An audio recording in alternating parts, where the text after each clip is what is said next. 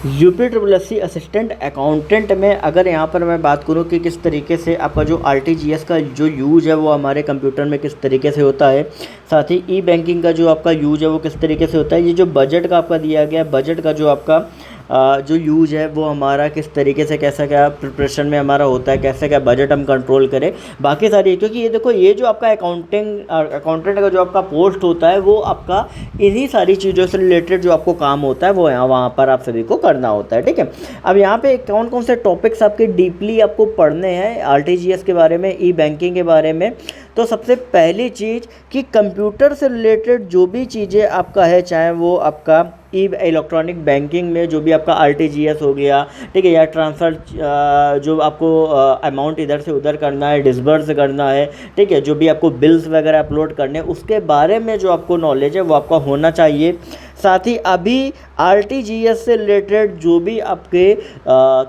Rules हैं, मतलब जो भी चीज़ें कि भाई किस किस तरीके से आरटीजीएस करना होता है, कितना टाइम लगता है, जो भी आपका जो आप इलेक्ट्रॉनिक मीडियम आज की डेट में आपका जो चल रहा है, ठीक है, जो भी आपका मेथड अभी चल रहा है, जितना टाइम लगता है, क्या क्या चीज़ें रहती हैं आरटीजीएस में, क्या डिटेल्स आपको चाहिए होती हैं उसके बारे में। साथ ही किस तरीके से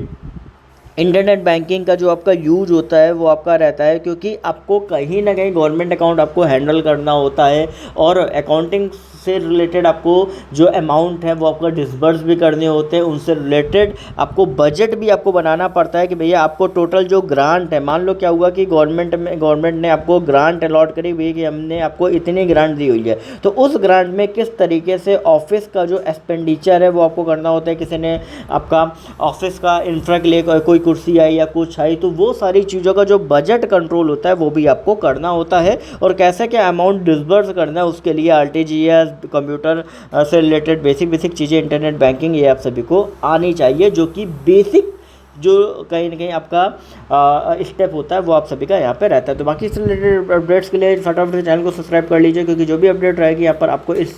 पॉइंट पे आपको मिलती रहेगी।